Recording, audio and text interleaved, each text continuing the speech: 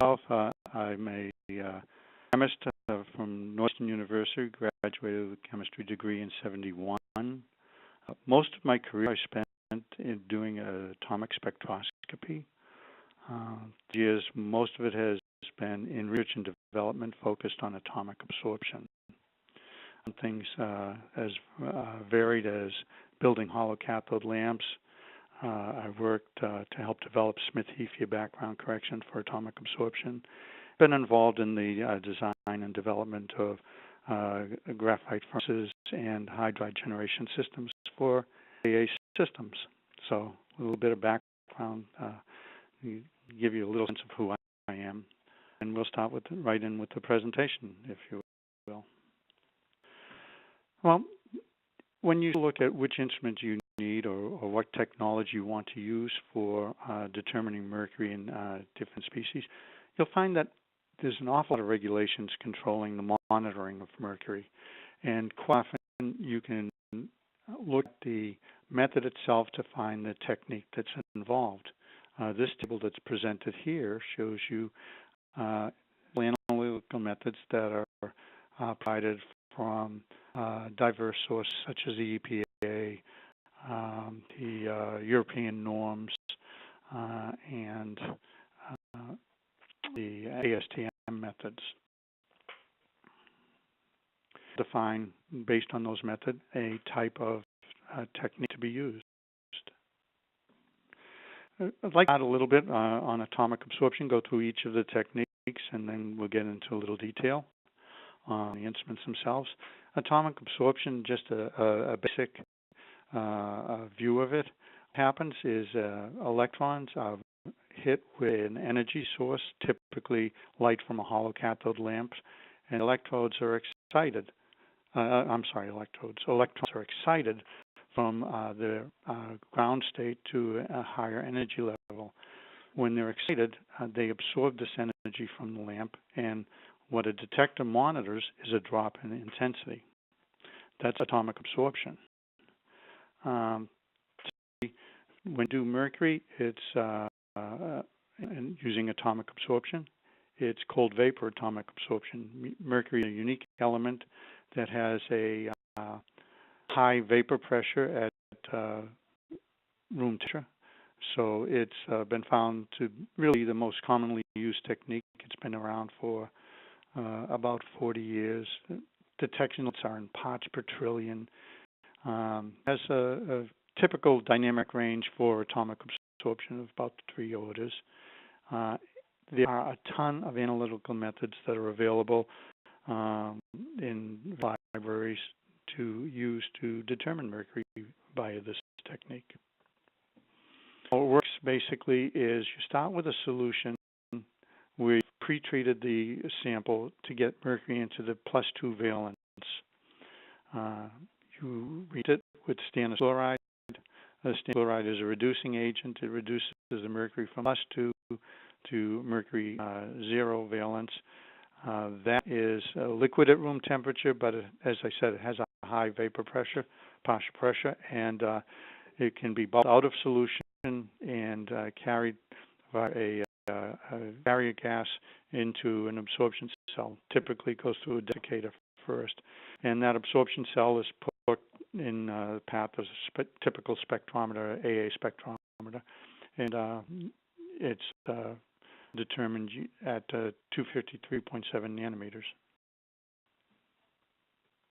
This is one of the first spectrometers that was available in the market. It's really that I worked on when I was still in college. I had a co-op assignment at DuPont, and they had one of these spectrometers, and we used it to just for analysis of different solutions. It was developed by Sir Alan Walsh from Australia, and it was a very popular technique at the time. Just years later, after the introduction of the first commercial systems, Hatch and Ott published a paper where they actually did the cold vapor technique. And only a few years later, 1979 or 72 was accepted the EPA, and 79 by ASTM, and really their reference method for the determination of mercury in waters. There were commercial companies that made atomic absorption systems and a variety of accessories that were manufactured to automate this cold vapor approach. One of them displayed here was from a variant system, but they were also offered by Electron and Unicam, PerkinElmer. Suppliers offered this accessory, which would simply automate the technique. Typically, what the accessory did was it had a peristaltic pump, and it pumped your sample and reducing agent together in a gas-liquid separator, and carry gas through that gas-liquid separator to carry the mercury vapor that into an absorption cell. Lehman has been in this business for quite a long time. We've had a generation of atomic absorption, vapor atomic absorption system on the market for about 5 or 6 years now. The first model, which I'm not sure if people can see the cursor, but I will bring it on here. The model was actually introduced in the 1980s, late 1980s. You can see that it used the old 286 computer and dot matrix printer. It goes back a long way. But this approach gave full automation to the mercury determinations without burdening a more generic system like a flame AA to one element. 2000, we introduced the Hydra AA, and then about 2007, we introduced the Hydra 2 as a modular design. So in the business for a while. One of the things that you'd look at benefits for the dedicated mercury systems are typically better detection limits. A flame A will get you probably in the ppb range. Cold vapor will get you down into the sub-ppb range with an accessory. But when you use a dedicated system designed for this cold vapor atomic absorption, you can get detection limits as low as 1 part per trillion. It's sample put because it's fully automated. You can samples as quickly as 1 minute per sample. Full operation is probably closer to 2 minutes a sample. It's a very small footprint if you compare it with the entire AA, auto sampler, and this accessory. It's probably much less than half the size of that system. Capital expenditures compared to the vapor generator and the auto sampler combined, you're paying a lot less money when you get a dedicated system, whether it be ours or one of our competitors. Designed to give you long-term stability, and typically you can keep that drift on the system to less than 50 part per trillion over an 8-hour period. Yeah. One of the problems that you run into with determining mercury via one of these techniques is that high concentration samples tend to linger. It takes a long time to wash them out. And overrange samples will cause subsequent problems. But when you have a dedicated system, you can really minimize the transport requirements for the vapor, and as such, get a pretty rapid washout. So if you're going to go with cold vapor AAS, I apologize. This is a bit of a commercial. The commercial, I'm sorry. This is a reference technique for almost 50 years. Has all kinds of methods associated with it, all kinds of matrices that have been used with this methodology. It's well understood. A lot of methods there interferences are well understood, and your instrument itself, you can confirm the operation of the system using certified interference filters or absorption filters to measure the absorbance. It's less susceptible to moisture than fluorescence. Unless you really get condensation in the absorption cell, you really don't have much of an effect on moisture with cold vapor atomic absorption. That's quite different when you get to fluorescence. Here's the commercial. I promised it was coming. Here it is. Why choose a Hydra if you're doing cold vapor atomic absorption? We do a high capacity sampler. You can run up to typically 180 samples, but you can actually set it up for more samples than that with smaller test tubes. Analysis time with exceptional detection limits. When we look at throughput, we're typically talking 1 part per trillion with less than 2 minutes analysis time. For us, we have a lot of service options that are available to our customers. They have technical phone support during the business days, hours. They have overnight modular replacement of the Hydra 2 components. And we're one of the few companies that offer on-site repair and service with our own service representatives. It has a unique overrange protection. Overrange protection allows us to predict when the sample is going to be high in concentration and remove it quickly from the system. And it's by monitoring the rise in the sample signal as it starts to appear. And if the slope is too sharp, then we know that it will be overrange, and we X out of the sample analysis, go directly to rinse and wash it out to prepare it for the next sample. Monitor the baseline, and when the baseline becomes stable again, we go on to the next sample and flag that sample for dilution. To maintain, we have audible help, and we also offer scheduled maintenance to allow you to have maintenance performed with emergencies. Predicted maintenance is much better. Scheduled maintenance is much better than doing it on the fly. Less penalty for performing maintenance. And finally, it's to handle difficult samples. Our simple tip is a very fine Teflon mesh on it, which will include particles and eliminate any possibility of clogging at small orifices that are downstream. And we have a serpentine gas liquid separator, which does a very good job of breaking up formation and limits liquid exiting the gas liquid separator.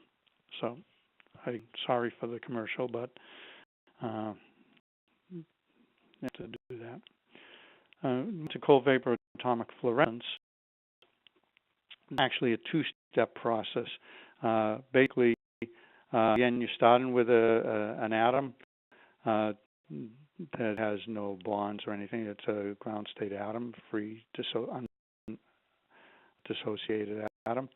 And hit it with right wavelength of light, right energy, and electrons will be excited to higher energy levels.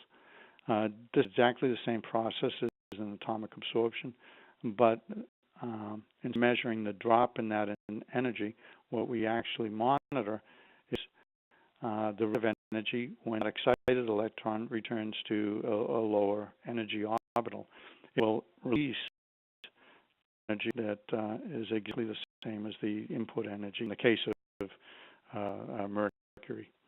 So we're looking at light not from the lamp, but from the atomic cloud itself that has been emitted from the relaxation of those excited electrons. That's fluorescence. So With atomic fluorescence, typically it's sub-part per trillion detection limits. It's a linear technique, so it's not unusual to get 5 orders of magnitude for its dynamic range.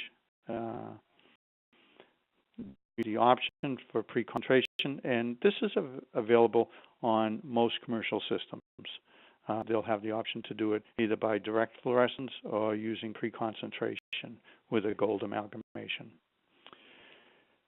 The reason designed was to satisfy the national water quality criteria that's been established as low as 1.3 pt for the Great Lakes states, and that could not be determined by atomic absorption, cold vapor atomic absorption, just too close to the detection limit.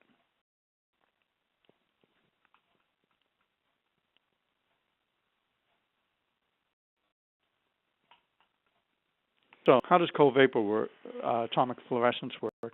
It works much the way as atomic absorption does. What you'll see is typically a peristaltic pump will bring together the mercury sample that's in your sample, the +2 state mercury, mix it with stannous chloride, put it into a gas liquid separator, bubble on through the mixture. Mercury will evolve as a gas, and just as it did with cold vapor atomic absorption. Good dryer, and at that point it'll either go into a fluorescence cell or collect on a gold trap, depending on whether you're going to pre-concentrate it or not. And that's typically a 3-way valve that makes that decision.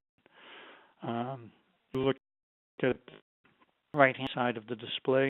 The lamp and the detector are typically at right angles from each other, so that the detector does not see the light from the mercury lamp. It only sees the light that's emitted from the sample cloud itself.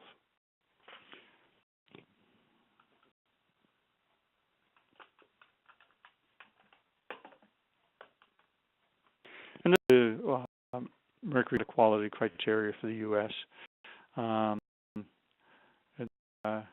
National Toxics rule has it set for different types of water, but the items are below 200 ppt, which the EPA has deemed the minimum concentration to be reported using cold vapor atomic absorption. So these water types that you were monitoring for mercury would have to be done by cold vapor atomic fluorescence of the circled items. When you talk about fluorescence, I mentioned a little earlier that moisture is much more of a problem. On which method you're looking at, there are 2 types of dryers that are used. For method 245.7, they use a Nafion dryer, and for 1631, they use the soda lime dryer. Soda lime dryer is a chemical dryer. It consists of calcium oxide, sodium hydroxide, and some water that's actually bonded into the crystals. And this does a really nice job of removing liquid phase moisture.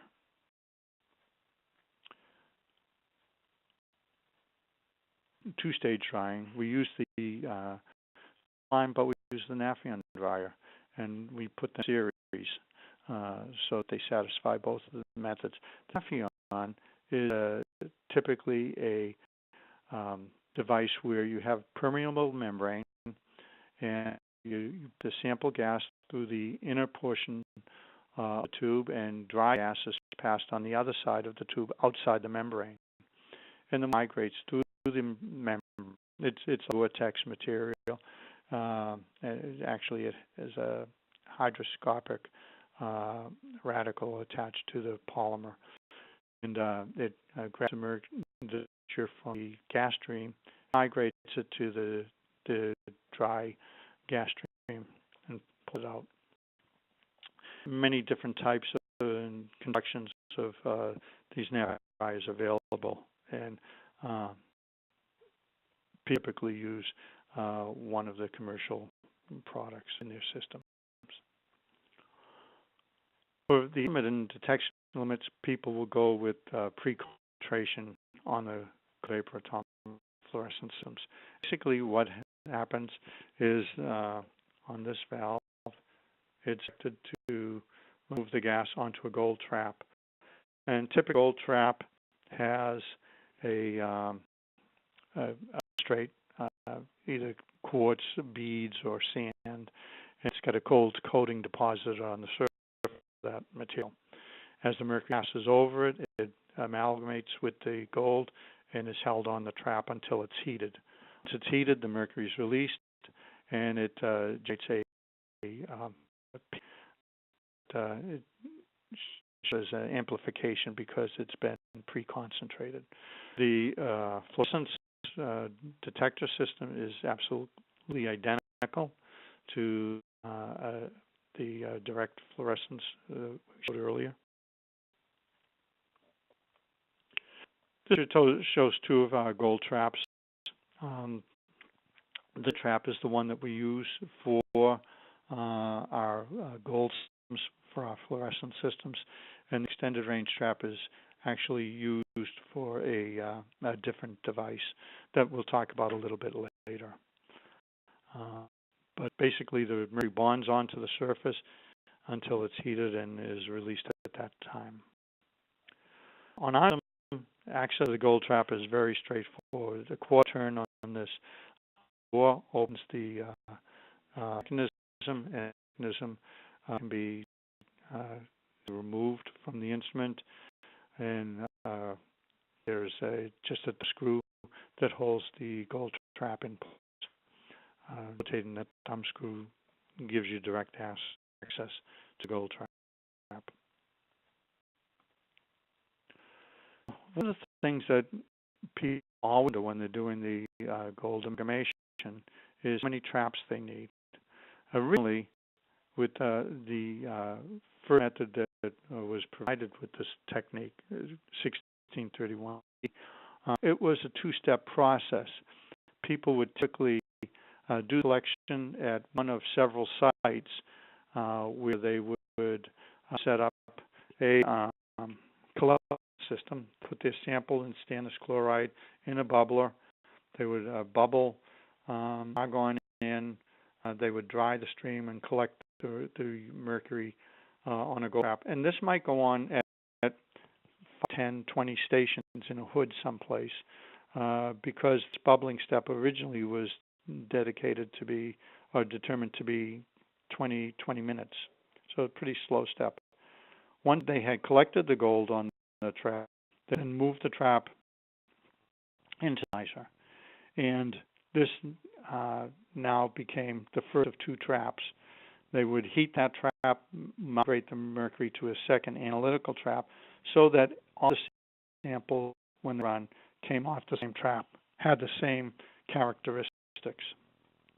So each of the samplers they had in their hood or whatever would do the separation step by step. Because we directly deposit onto the analytical trap, we on one trap. And really, when we start using an automated system, a flow-through system, you really only do need one trap. So our first system was designed with 3 gold traps, and it just slowed the operation down. No real benefit. The current system, the Hydra C AFGold, has only one gold trap in it. Well, this is what you get with gold amalgamation. You get a peak, and you'll always see mercury, whether it's from your reagents or the room or whatever. This tracing is actually from the software itself. And the 3 replicates of a blank. The other reading is a shot of 0.5 part per trillion standard. So you can see that this is about half of the 0.5 part per trillion standard. It has to be half of that or less. It should be equal to no more than 0.5 part per trillion. And typically this will clean up over a little operation, a little time. Just huge. That 1631 itself requires an algorithm, and so does 245.7, the other fluorescence method, and the calibration factor algorithm. They do at this algorithm is they determine the average area for the blank. Then they subtract it from each of the peak areas for the non-zero standards.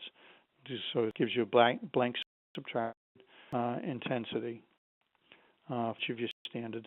Then you divide that intensity by concentration factor. And the slope is the average calibration factor. And the linearity is determined by the RSD of the calibration factors. Typically, the RSD has to be under 15% to be accepted.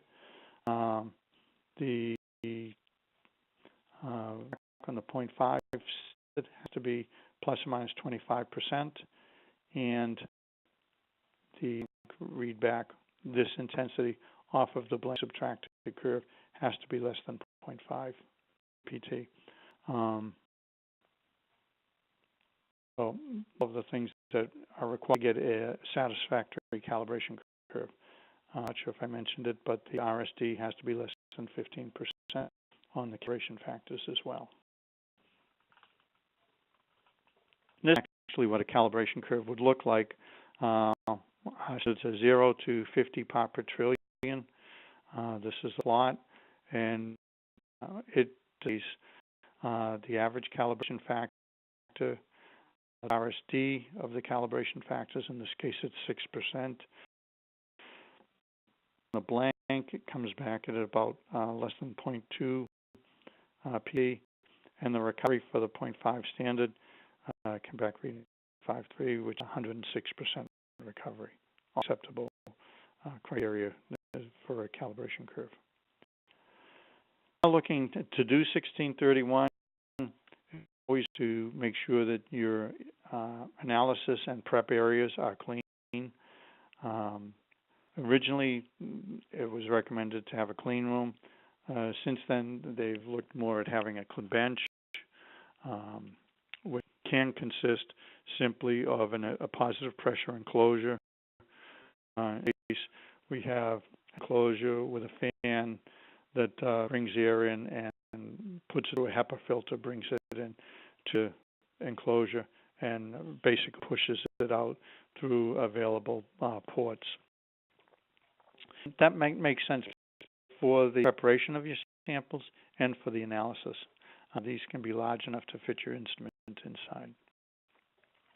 So why would you choose cold vapor atomic fluorescence? Sensitivity is the number one reason, and of course, requirements.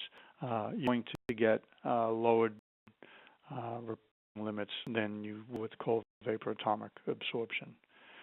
It's linear, a lot more linear than the atomic absorption. So typically, you'll have to do less dilutions. Fluorescence without the preconcentration should be just as fast as cold vapor atomic absorption. The dilution is almost identical, the difference being the orientation of the detector. And finally, there is no chlorine interference. With a cold vapor atomic absorption, you do have a chlorine interference. It will absorb light at 250.7 nanometers, but in fluorescence, we're not looking at the light being absorbed. We're looking at the emission from the sample gas cell itself, so it really doesn't have any impact. Okay, another commercial. Hang in for a minute on. Again, why buy the AF or the AFGold? AF has the same advantages of the AA. It's got a very large sampler. It has the ability to handle breakdown bowls. The zipper probe has the same Teflon mesh on the end of it. Special compartments for reservoirs for recurring QC. Those are all identical with the 102AA. It's designed for 245.7. You can get the AF without gold amalgamation, and you see here is where the gold trap would be, and it's simply removed. It will give you detection limits that are better than atomic absorption. Takes the same amount of sample to do the analysis as cold vapor atomic absorption, same amount of time to do the analysis, and it has the same overrange protection and smart rinse capability to predict high samples and to recover from contamination from those high samples. And again, its pricing is similar to cold vapor atomic absorption system. They're in a few $100s of each other in price.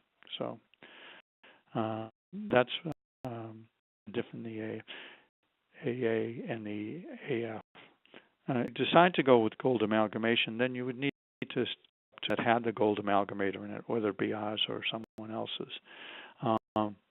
It has all the capabilities of the AF system that I mentioned earlier, but it has the ability also to get down to detection limits of actually 0.05 part per trillion or less. I mean, again, because it's pre-concentrating, the more samples that you put on the gold trap, your detection limit comes. So you can take down as low as 0.01 or 0.02 part per trillion, adding more onto the gold trap. To reach the 16:1 parameter criteria, we can about minutes with gold amalgamation, and this is because only trap, and we only use 12 mL of sample. Detection limits would require more sample and would therefore take a little bit longer to complete these. It does have a unique pre-screen capability. This is a little different because the detector can't predict how much mercury is going to come to the cell as it's collecting on the gold trap. We decided that we would develop a different approach, and we have pre-screen capability. What we do there is we bring the sipper over into the sample, collect about 2/10 of an ml of the sample, and then go back and rinse with the sipper.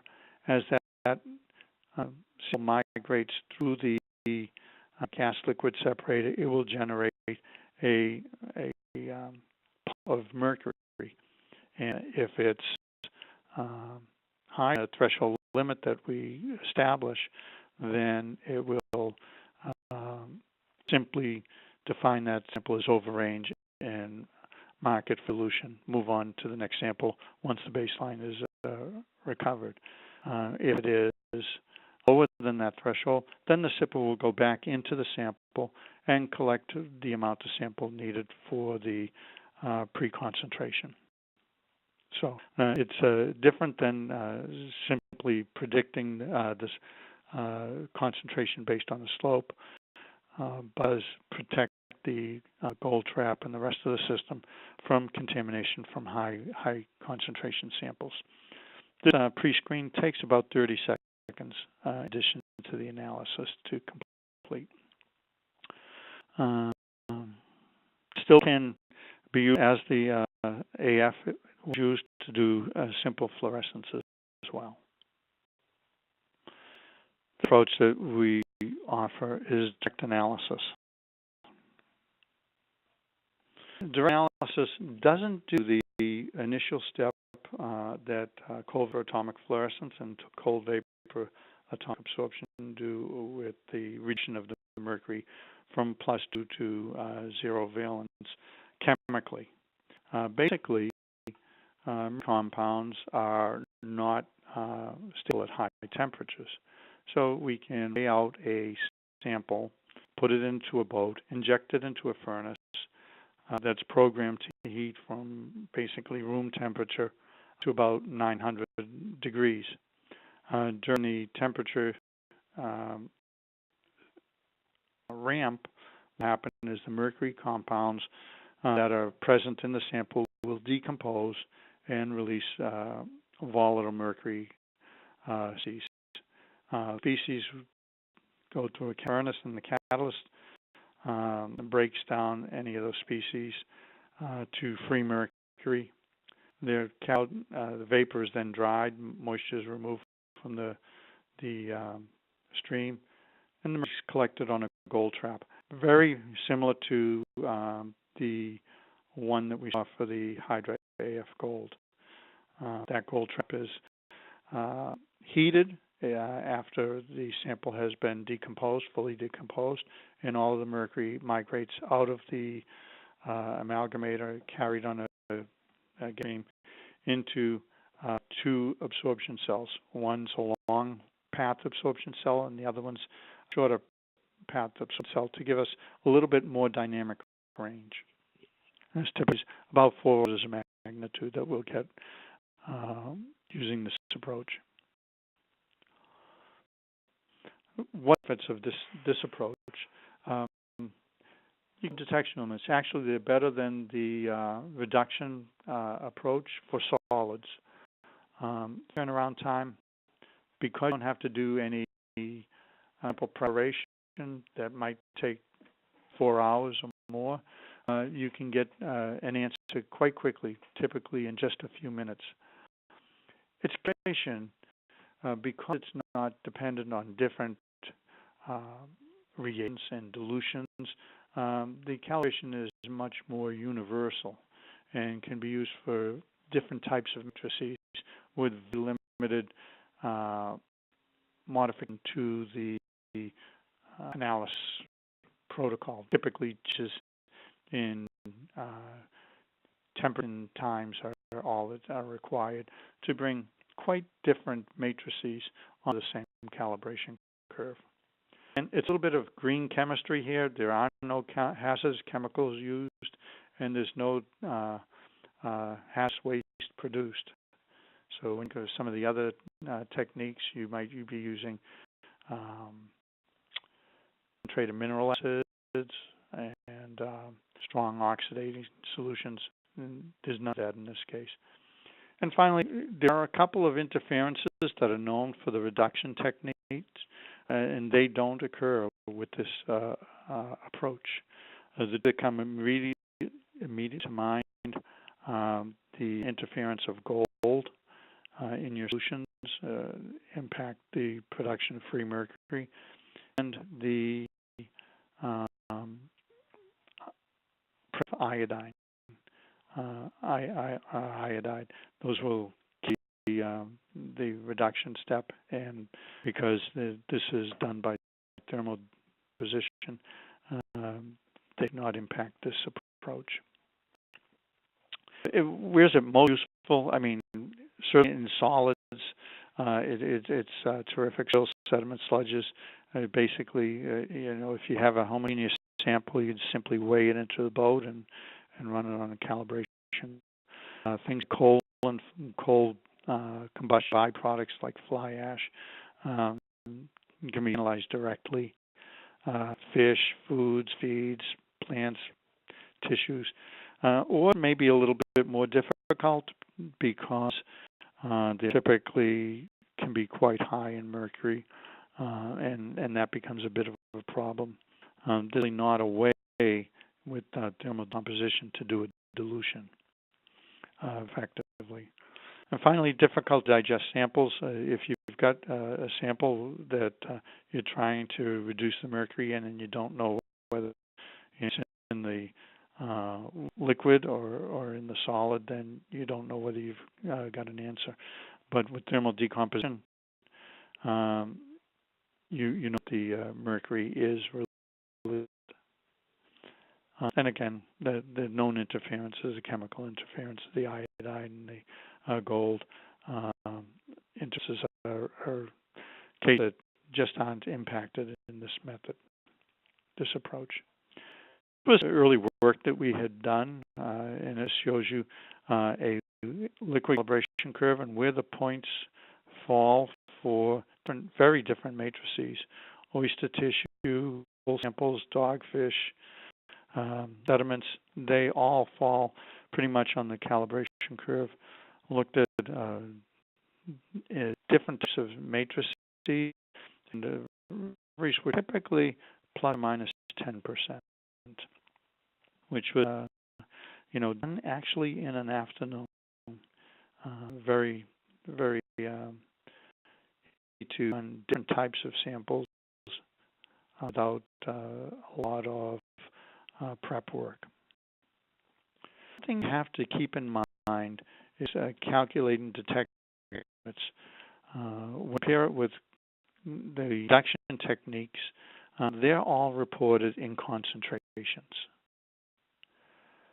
Thermal decomposition methodologies reported as, and that's because you put a certain amount of sample into a boat and you're finding out the amount of mercury that is present in nanograms or in mass in that whole introduction, that sample injection.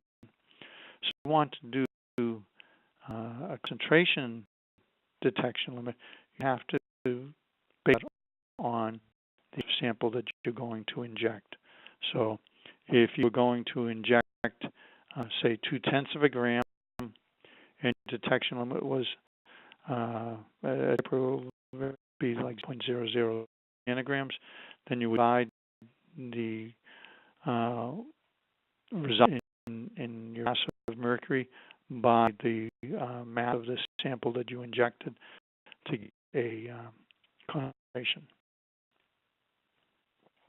Look at it for solids. This is where you really get the excellent detection limits, because you're comparing it with Vapor Atomic Absorption or Fluorescence. These have to be put into solution. So it would not be unusual to take something like 1 or 2 grams of sample, digest it, and end up with a final volume of 100 mLs. Well, once you do that and have a dilution factor, get it into the equation, you end up with a detection that is as much as 5 times higher than what you would get by thermal decomposition. So limits for solids in particular, is quite good. Again, why would you use direct analysis if you were free to choose? Again, green chemistry, no chemicals, no hazardous waste produced, and there's a chunk of change disposing of your liquid waste.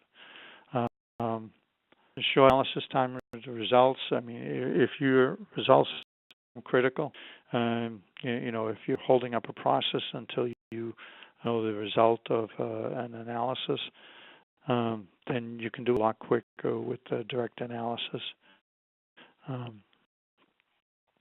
Fix variations. Again, a lot of different sample types can be run simply by changing the temperature programs of samples. Detection limits are quite good for solids, better than the reduction technique.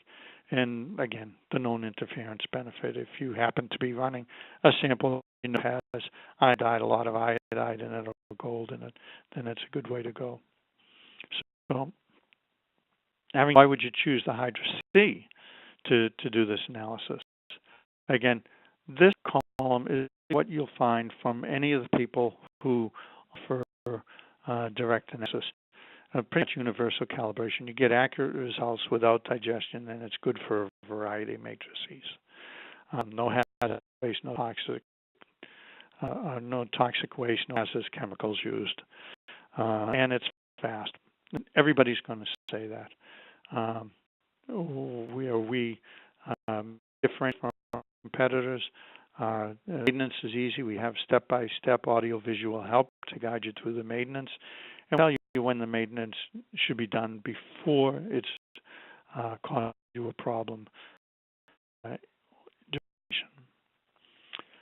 Conversion to liquid is unique. we have the ability to simply change the model and rate from direct analysis to cold vapor atomic absorption. And finally, because U.S. we have a lot of surfaces to choose from between site service, depot repair, or simple technical support over the phone.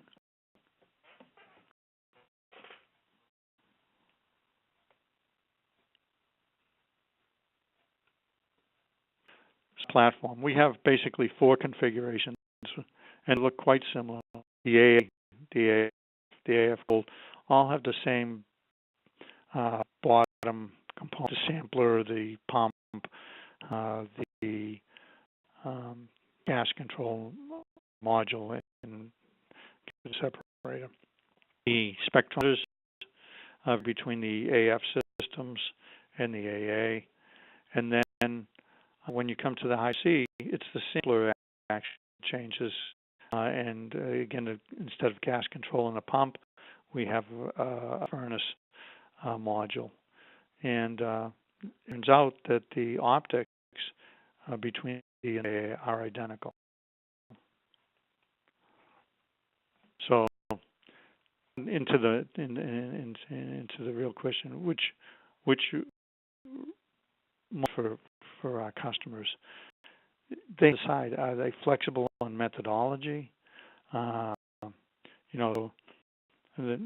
First they need to identify the analytical requirements, look at matrices and differences within those matrices. They have to look at their detection limits. What are they need to work at? What are the report limits that they're going to need to be able to achieve? Where sample concentrations typically,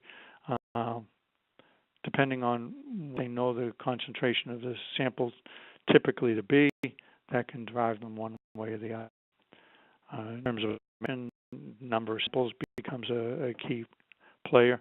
And finally, the cost of the analyzer and the analysis itself can play a heavy role in decision. Again, if sample is liquid, such as wastewater, drinking water, etc., you're probably going to be best served by reduction technique. Cold vapor AF will do it. Again, if that's the way it's going, you want to look at detection limit requirements. Cold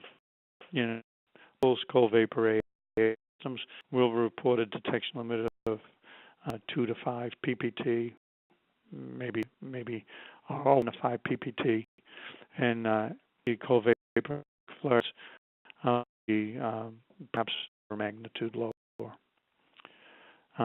Recommend highly that you consider cold vapor atomic fluorescence for 2 reasons: wider dynamic range and its sensitivity. It's just easy to work with, and it does an awful lot more for the initial purchase of the instrument. If your samples are solid, then you really have to make a decision.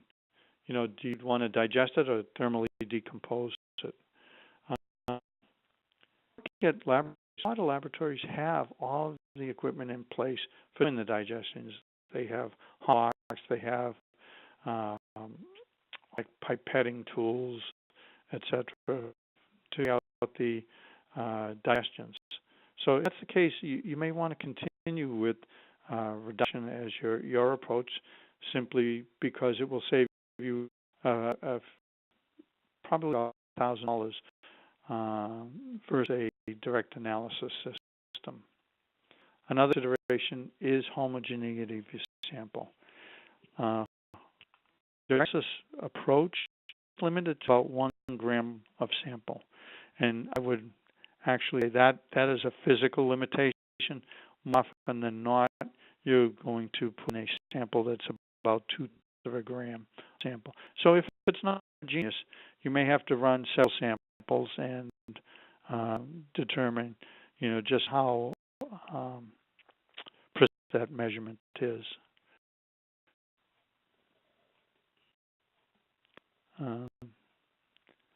There are other issues to be concerned about with decomposition.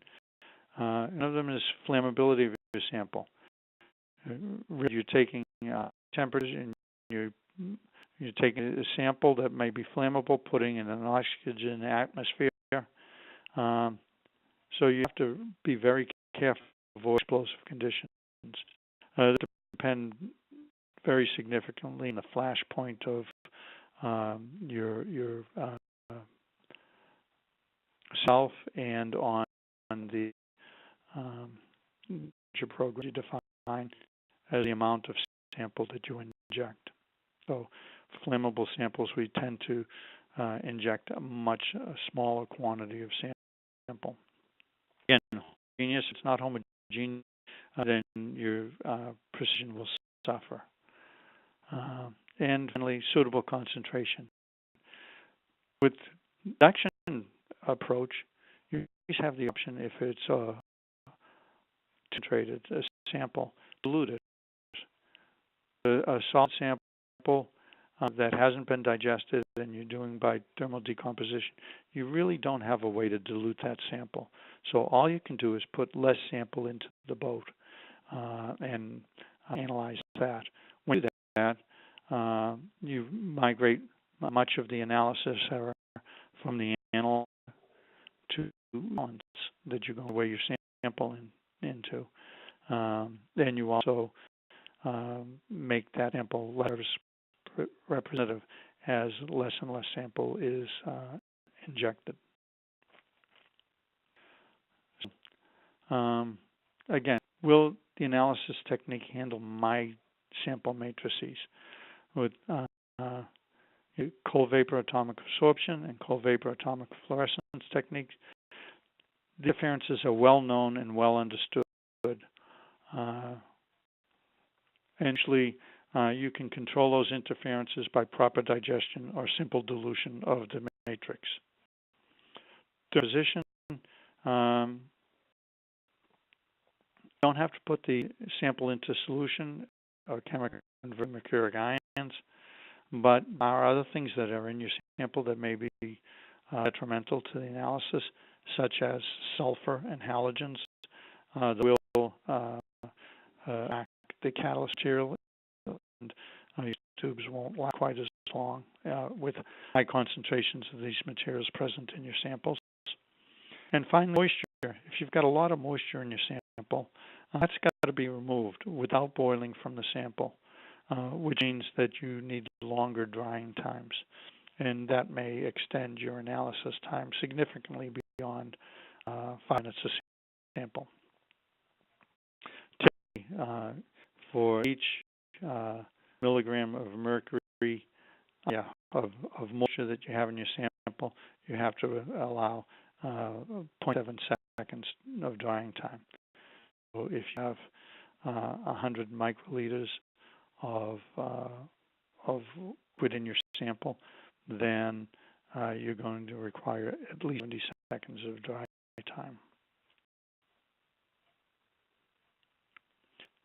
Detection limits offered by each of these techniques, and you can see that atomic absorption is about 1 per trillion detection limit. Again, it gets better with fluorescence and gets better still with amalgamation and fluorescence. Earlier, when we had thermal decomposition, you have to calculate the concentration detection limit based on the amount of sample that you're going to put into each injection. So that has to be divided by the sample weight to get a concentration limit. Just times for the different techniques, they're fairly similar. Atomic absorption and fluorescence should be almost identical. I would say 1 to 2 minutes per sample.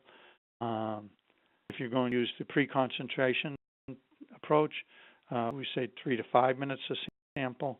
So I've got 4 down here as an average. Both of the techniques require digestion of the sample, and that can take 2 to 6 hours before analysis. Thermal decomposition is slower than the other two, with say an average of 6 minutes a sample. For the does not require any sample redigestion. If you look at cost, I haven't really talked about ICP-MS, but it is an alternative technique that did show up in the first table that I presented. When you talk of the initial capital expense for the purchase of the instruments, an AF system typically will only run $20,000. With pre-concentration in it, it gets closer to $30,000. If you to do direct analysis approach, that gets up to about $35,000–$40,000 for a system. Where if you go to ICP-MS, you may be in the range of $120,000 for the system. Although these seem to be dropping a bit, so they may come down a bit. They'll never be in the range to analyzers. We do have a couple of tools on our website that you may want to use. If you website, we have a Mercury selector tool. If you click on that hyperlink, what you see is do you need a specific regulatory method? If you do, and select that method, the system will take you directly to, or the software will take you directly to the system you need for the technique that you want to do. That's a single selection. If you are not dependent on a regulatory method and you say no, then it pulls down a second question. And what your typical sample matrix will be, then you have a pull-down menu to select from. We've selected that. It asks you whether you want to do a direct analysis of digest samples. A choice from that. And the final question is what the concentration range that you need to report is the lowest concentration range that you need. And once you select that, it will bring you to the appropriate instrument for it. It's a tool that may help you answer the questions that have been posed earlier in this presentation. So, summary, when you look which technique is for you, I would start with your regulations, perhaps talk to the regulatory authorities that you'll be reporting to. Find out what you need to know about your sample, the concentration, the matrices. Again, if you are direct analysis, you want to know any flashpoint of organic content that you may have. And it's a typical moisture content. It's a base starting point. With that, I end this presentation, and I'll now return control to Shelley and address questions that she may have received. Thank you all for your attention, and I hope